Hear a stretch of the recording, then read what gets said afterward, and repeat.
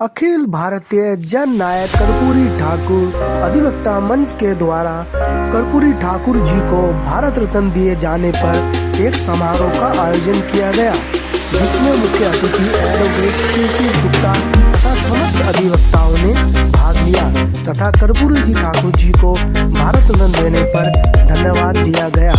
समारोह में सभी अधिवक्ताओं ने अपने अपने विचार रखे तथा कर्पूरी ठाकुर जी की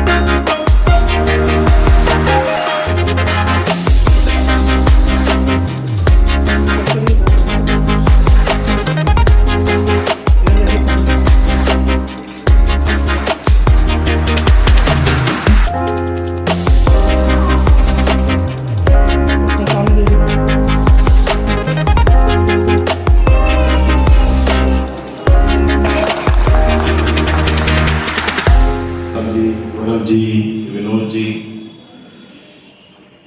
इस सभागार में एकत्रित आज यहाँ सारे मेरे भाई बहन, आज की आयोजक समिति, खासतौर पर श्री गजेंद्र सिंह जी, आप सबका मैं अभिनंदन करता हूँ, वंदन कर रहा हूँ, नमस्कार करता हूँ। 100वां जन्मदिन के उपलक्ष्य में हम यहाँ सारे एकत्रित हुए हैं और उस 100वें जन्मदिन के खास अवसर पर जो इस भारत सरकार ने हमारे प्रधानमंत्री श्री नरेंद्र भाई दामोदर दास मोदी जी ने जो एक विशेष हम सबको उपहार दिया है, भारत रत्न की उपाधि देखिए कर्पूरी ठाकुर जी को, उसके लिए उनका मैं बड़ा अभिनंदन करता हूँ, वंदन करता हूँ, आभार प्रकट करता हूँ और आप सबको बहुत बहुत बधाई देता हूँ।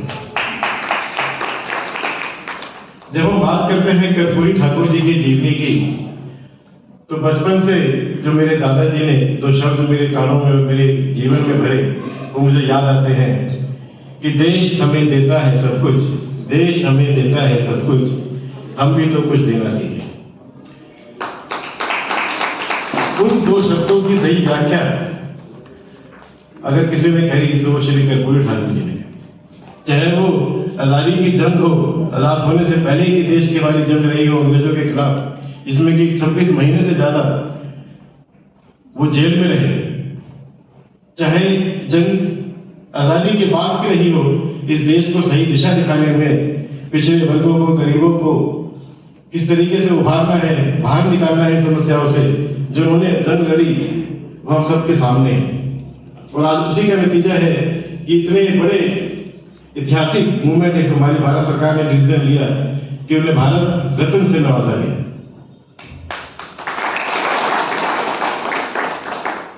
कर्पूरी ठाकुर जी के विषय में बहुत सारे वक्ता मुझसे पहले कर चुके बाद, खासतौर से विनोद जी, राजेंद्र पाल जी, नवीन जी, सबने बहुत सारी बातें इन पर रखी। तो इस विषय के बारे में हम एक मोटी तौर पे जान चुके हैं कि उनका क्या ख्याल, इसलिए लोग बिहार में शराबबंदी का किस तरीके के उन्होंने डिसीजन लिए अपनी लाइफ में कि किस तरीके से इस देश को सही दिशा दिखा सके।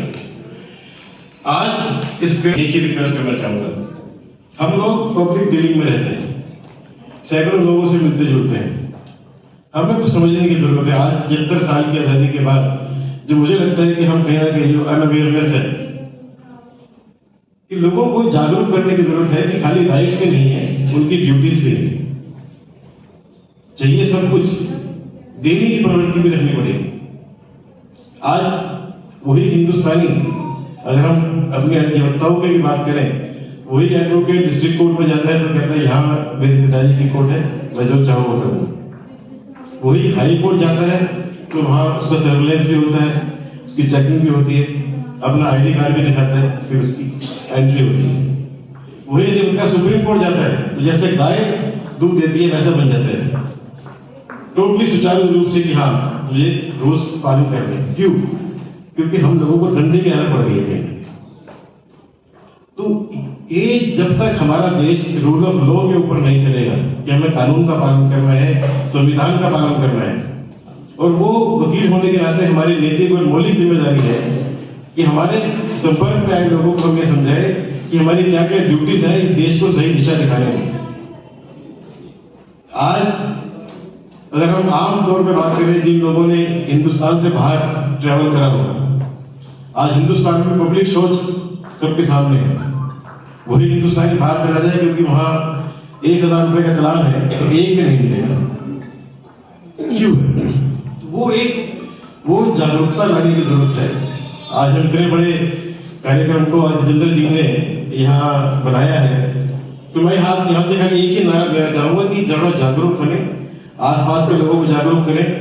देश आज 75 साल की लड़ाई के बाद जहाँ खड़ा हुआ है, अगर एक गलती कर दी तो कहां से कहां पहुंच सकता है ये आप सब जानते हैं।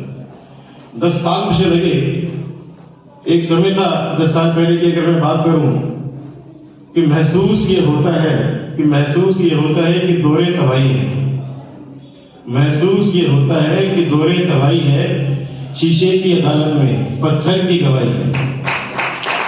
दुनिया में कहीं ऐसी तफ्तीश नहीं होती कि कातिल ही लुटेरा है और कातिल ही सिपाही है। तो आज 10 साल की जंग के बाद हम ये कह सकते हैं कि देश विकसित भारत, विश्व गुरु भारत की तरफ चल रहा है। और जो हमारे प्रधानमंत्री ने नारा दिया है कि 2047 में ये विकसित भारत बनेगा, विश्व गुरु भारत बनेगा, उसमें सबसे बड़ी योगदान है वो वकीलों का इम्पोर्टेंट रोल है। चाहे हम सब जानते हैं आज़ादी से पहले भी और आज़ादी के बाद भी किस तरीके से लगातार हम लोगों ने जंग लड़ी है। तो अपनी वाणी को विराम देते हुए मैं आखिरी 4 पंक्तियां अटल जी की कहना चाहूंगा। माननीय अटल बिहारी वाजपेयी जी ने बड़े सुंदर शब्द कहे कि भारत कोई भूमि का टुकड़ा नहीं है, भारत कोई भूमि का टुकड़ा नहीं है, ये जीता जागता राष्ट्र पुरुष है, ये वंदन की भूमि है, ये अभिनंदन की धरती है, ये अर्पण की भूमि है, ये तर्पण की धरती है। यहाँ की नदी हमारे लिए गंगा है, यहाँ का कंकर हमारे लिए शंकर है। हम जिएंगे तो इस भारत के लिए और मरेंगे तो इस भारत के लिए, और हमारे मरने के बाद भी हमारी बहती हुई अस्थियां को कोई गंगा जल में बहती हुई अस्थियों को कान लगाकर सुनेगा तो एक ही आवाज आएगी, भारत माता की, भारत माता की, भारत माता की। जय हिंद, जय भारत।